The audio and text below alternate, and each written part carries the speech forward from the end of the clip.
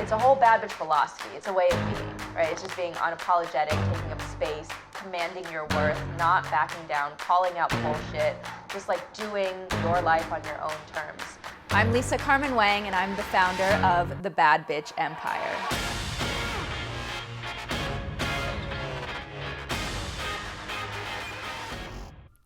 What's up, bad bitches, and welcome to the Bad Bitch Empire. This is Lisa Carmen Wang. Today I am in New York City, where it all started. The Bad Bitch Empire was born here in 2022. I just spent last week during New York Tech Week hosting our Bad Bitch Empire investor soiree, which was just epic. Like, if you were there, the energy in the room was literally electrifying, and I was so honored to see so many of you show up. I know so many women who made incredible connections from it, who are actively fundraising, met great investors. We brought in some new LPs into the Bad Bitch Empire Fund. So that also has been just really, really amazing. So first and foremost, thank you to everyone who joined us and supporting this mission of investing in building the next billion-dollar female-led businesses. So today, I want to get a little bit personal, because I think that one thing that really resonated in my talks is this honesty around how hard it can be to be a bad bitch.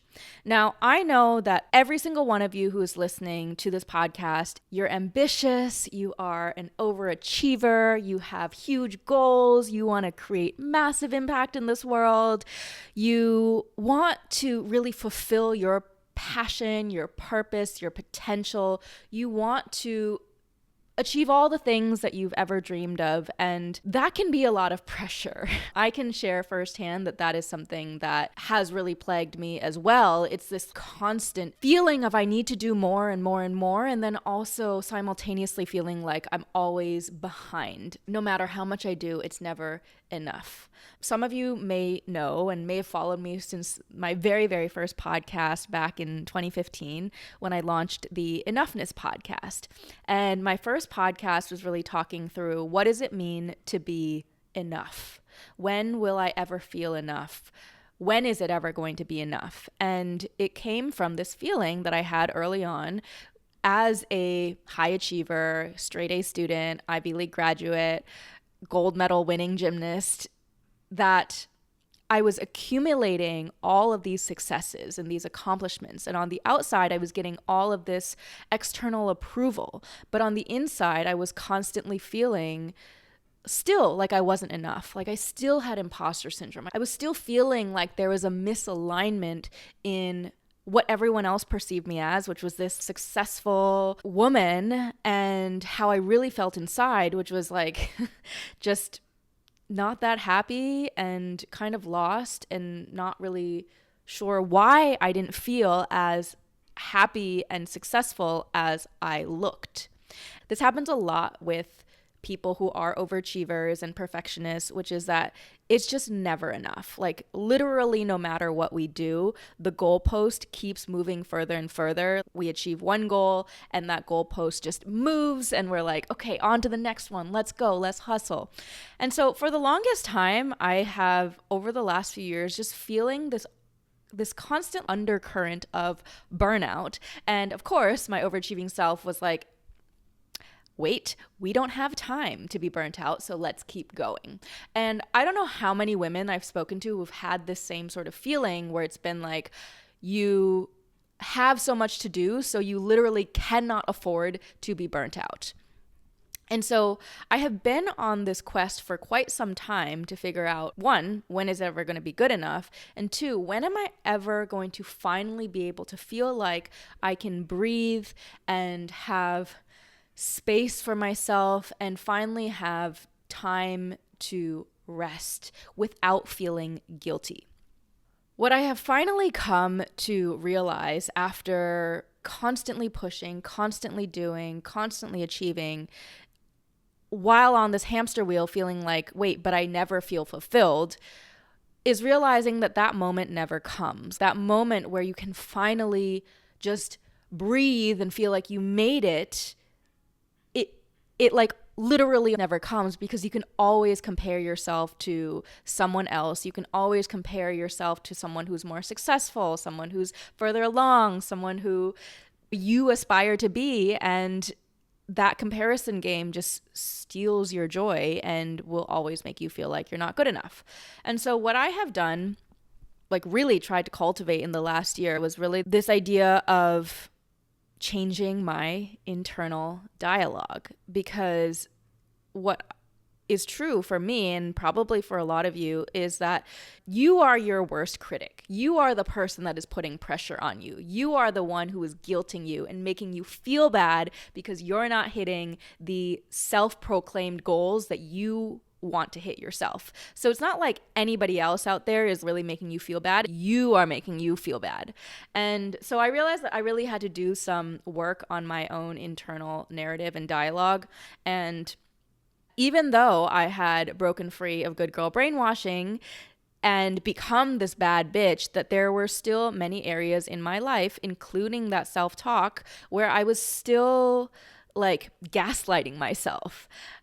There are a lot of times I would say things and qualify my statements like, I know this sounds crazy, but, or I know this sounds stupid, but, and it took me a while to finally realize that I am negating myself when I use those phrases, because I'm shooting down my own ideas because I'm afraid that someone else will think it's crazy, that someone else will think that it's stupid. So I'm basically preempting the judgment that I am assuming that people will have if I have like a crazy brand new idea, which is actually perhaps not that crazy, but just something that is very novel, very innovative. And I haven't even given my idea room to breathe, my artistry, my creativity room to breathe before immediately shooting it down.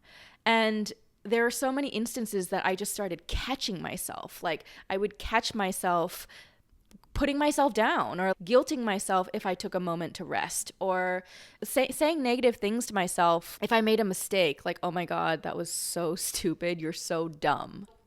What I want you to reflect on today is, what are some of the ways in which you are continuing to put yourself down and gaslight yourself and self-sabotaging before you've even had a chance to let yourself and your ideas breathe, to even give your creativity the opportunity to blossom? I have discovered that I am really an artist and a creative at heart.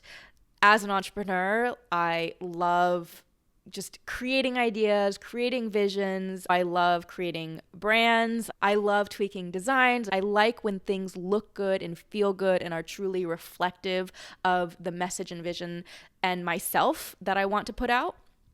And in our business world, in our professional world, oftentimes we don't really take the creative side, which is often more feminine, as seriously as the business side. And in trying to fit myself in a box and trying to fit myself in a business professional cage, every single time I succumb to other people's preconceived judgments of what like a professional businesswoman is, I end up feeling stifled. And then I end up, again, shaming myself for not fitting into the labels or the boxes that society expects me to.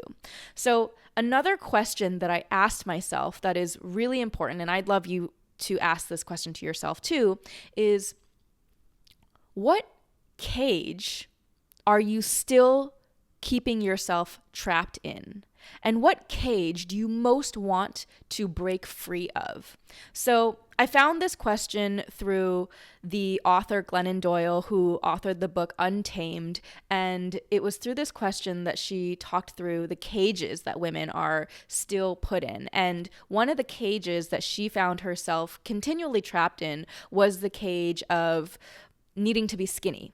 So with the way society has pressured women to be skinny or be a certain body type, she grew up, as I did as well, with this constant pressure that you had to be a certain size, that you had to be skinnier, that you always had to be on diets. And she was talking about how to this day, she still feels like she's in a cage where she still finds herself subconsciously counting calories and not being able to like fully enjoy food in a way that one should enjoy food. And so when I asked myself this question, I realized that one of the cages that I still find myself trapped in, that I most wanted to break free of, is this cage of professionalism. And it's so funny because I created the Bad Bitch Empire. It was like my way of like trying to break free of that. And then the last few weeks, I found myself falling back into that cage as I was posting more on LinkedIn and being like, oh, I have to have a professional tone. I have to speak a certain way and I have to dress a certain way. And I realized I was again being good girl brainwashed because it's just so easy to lose yourself in what you think other people want you to be. And in this professional cage, quote unquote, is this cage of saying, as a serious businesswoman, you must act, dress, speak, be a certain way to be taken seriously. And for the longest time as women, we've been told that we have to wear suits, or we have to cover up, or we have to wear certain colors and speak a certain way so that we're not perceived as a bitch or as stupid, or we have to wear glasses to make ourselves look more serious and older when we're younger, or if we are middle-aged, then we have to find a way to make ourselves look younger. And it's just literally, you cannot win. So when it comes to clothing, I have realized that I do my best work when I wear things that make me feel beautiful and sexy, bold and confident. And a lot of times it feels like, or it felt like, I was not allowed to wear the clothes that I wanted to because then it would be, quote unquote, distracting to the men, or it would be inappropriate. And luckily, I have created my own empire where I have the opportunity to shape what that aesthetic looks like. But this desire that I had to break free of the professional cage really came from wanting to let out my inner artist, my inner creative, my inner woman, my inner beauty, my inner sexuality, and saying that I don't feel like I need to or I should block off this part of me that makes me so powerful and makes me so authentic just so I can be, quote unquote, appropriate to the professional world. And as an entrepreneur, I have the liberty of doing this. But I think even if you are in corporate situations where you have a boss, really ask yourself, how are you still stifling yourself and overweighting other people's opinion of how you are supposed to show up at work? And are you conforming to ways of being in your professional self that are subconsciously sabotaging your power, your confidence, your strength as a woman and as a leader? So the more and more that I have really tapped into my authentic, true self without shaming myself for who I am, the more the right opportunities have come towards me. That is ultimately what even gave me the courage to launch the Bad Bitch Empire and put this brand out into the world, and especially a professional world like business and finance and private equity and venture capital, where I knew I would get judgment, where I knew that I would get people telling me, especially the pale male and stale crew, who was going to tell me that I was being, quote unquote, inappropriate, like whatever they have to say. Like at this point, I just think it's really funny that people think that by telling me using the word bitch is inappropriate, or that like if I'm wearing something that makes me feel beautiful and sexy, that that's inappropriate. I've realized that anything that people say to you is really a judgment on themselves. It's truly whatever they say to you is a reflection of their own insecurities. Like if they call me too much, it's actually not because I'm too much. It's actually because they don't feel like they are enough. And so that inferiority they have to project onto me and calling me too much to make themselves feel better. So remember that when someone calls you too much. And if they're calling me inappropriate, then I'm like, well, to whose standards, right? Like, is the patriarchal world appropriate for objectifying women and our bodies? I think that's inappropriate, and I think my opinion is pretty important. And why should I think that your opinion of me is more important than my opinion of me? Because what I am doing is making me feel good. And so long as I'm not harming people in the process, then your opinion to me doesn't really matter. So I'm sharing all this with you because these are the thought process that I have now. Like, I started this podcast episode really talking about the ways in which we gaslight ourselves, we self-sabotage, we talk negatively, we criticize ourselves. And having done the inner work, this good girl to bad bitch metamorphosis inner work, I think it's important for me to share the ways in which I talk to myself now and the ways in which I really navigate this world and deal with the critics and the haters that inevitably will come your way when you are a trailblazer, when you are a bold, unapologetic bad bitch who's not willing to settle. So I really want you to take what I've shared so far and apply it to your life, especially if you are someone who tends to overthink or feel like you're not enough, have imposter syndrome, feel guilt easily. Use some of the questions that I've shared today, thinking about in what ways are you gaslighting yourself? And instead of gaslighting yourself, how can you shift your inner perspective and your inner dialogue to actually gas yourself up? Be your own best hype woman.